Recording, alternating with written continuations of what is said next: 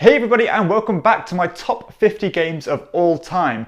Today I'm going to count down from number 40 to number 31. So let's get started. So at number 40 I have Fugitive, which is an extremely slick two-player deduction game. Now you normally wouldn't think a deduction game would work so well with two players, but this one does such a great job of it. Basically in this game, one person is like a fugitive who's stolen something from a bank or something, and the other person is a marshal, and they've got to kind of work out which locations the fugitive has stopped off along his way to get to the getaway vehicle. It's a very tight and very kind of smooth deduction game with great artwork that kind of portrays this really cool kind of time lapse of the great getaway. It's a very cool game, one that I definitely recommend you check out. That is The Fugitive. At number 39, I have The Lords of Waterdeep. Now, this is a Dungeons and Dragons themed worker placement game. It's kind of like regarded as the kind of gateway worker placement game that everyone's kind of played this one. It's very simple. Literally, just place your worker on a location, get your resources, which are actually supposed to represent like warriors and mages and clerics and stuff. And then you send them on missions in order to get points. It's got a very cool mechanism where you can kind of buy new worker placement spots that other people can use, and then you get a reward in return for actually building the building in the first place. A very nice, accessible family worker placement game. That is Lords of Waterdeep. At number 38, I have Libertalia. Now this is kind of a hidden roles, or not a hidden roles, kind of like a secret roles kind of a card-driven game where everyone's simultaneously playing one of these role cards and they all interact with each other in very kind of unique ways, and you're trying to get like kind of first dibs on different loot. Some loot's worth more than others, some's worth negative points and stuff like that.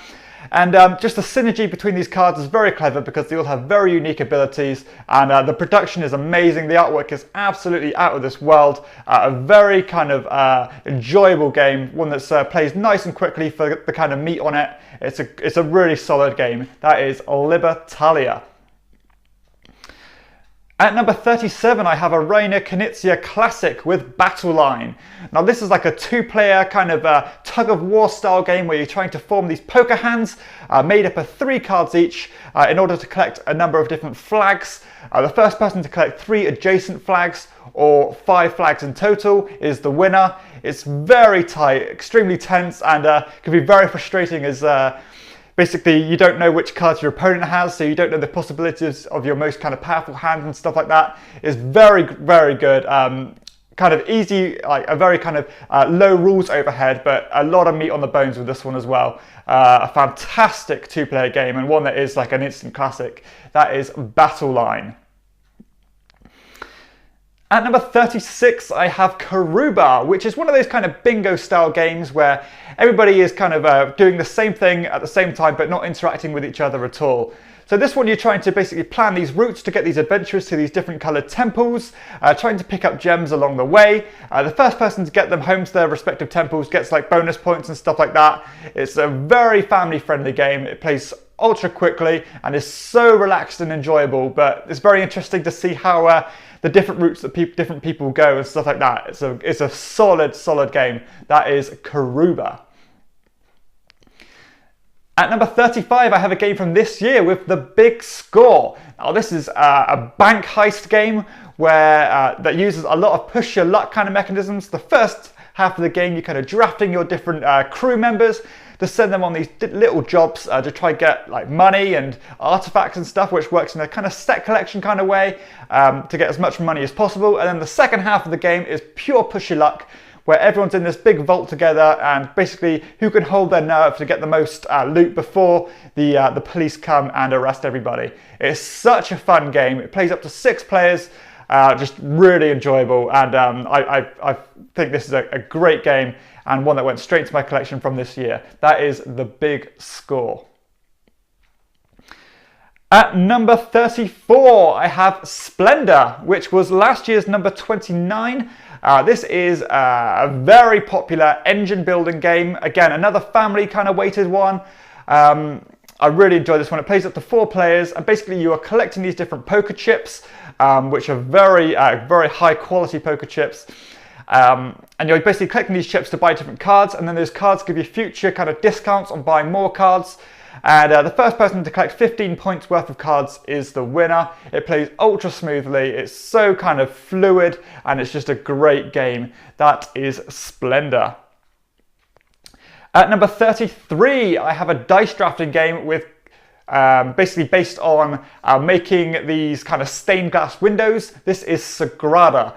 Now, Sagrada is a beautiful game that's, as I said, it uses these translucent dice to basically make this kind of puzzle on your own little board. And you're using dice which you're drafting to basically place these dice on your board to form these different patterns. You've got given some restrictions that you can only place certain numbers on certain places. You can't place numbers next to each other and stuff like that. It's a great game, and it's just very kind of chilled out, but really engaging. And it can be very frustrating too, as some people kind of draft the dice that you really want before you can get them, and then you have to kind of reevaluate your whole plans. It's a great game, and one that I can really see staying around for a long time, just because it's so unique, has a great theme, and it's just very accessible again. That's Sagrada. At number 32, I have Abyss, which is another kind of set collection style game that has amazing production, amazing artwork, loads of really cool abilities. It uses a lot of push your luck mechanisms in it. Basically everything you do in this game has a kind of different, like a kind of chain reaction of what other players are going to get from your action. So basically you can every kind of card you draft to kind of that you use to buy certain cards, other players get an opportunity to buy those cards before you can take it for yourself. It has this cool little economy that flows around the board. It's just a very solid game with great production, as I said, amazing artwork. And it's very unique. I don't really know a game that's quite like this. I just really enjoy it. It plays in about 45 minutes or so. Loads of unique powers that you can really mess with each other and stuff like that. It's fantastic. That is Abyss. And finally, number 31 is the Castles of Burgundy, which is kind of Stefan Feld, who is a very, very prolific game designer. It's kind of his hood ornament of a game. It's kind of his most popular game and the most successful game he's ever made. And it's just fantastic. It's so deep for such a low rules overhead. It uses dice as its kind of driving mechanism in the game. You can use those dice to kind of draft these tiles and place them on your own unique player board to make your own little kingdom. You make some very cool combinations. It's got some great dice mitigation in the game, so you don't really feel at the mercy of those dice as much as you would in a lot of dice games. It's a solid game, and it's so well rounded. The only thing that does let it down slightly is its production values and its aesthetic kind of appeal. It's very drab looking, and the component quality is below average. But the game itself is as solid as it can be, and just an amazing game. One that you should definitely check out. That is the Castles of Burgundy. So that concludes this 10 games of my top 50 of all time. Join me next time when I'll be counting down my number 30 to number 21. So really getting into the high end of games then. If you have enjoyed the video, please hit like and subscribe to my channel, and check out my other videos too.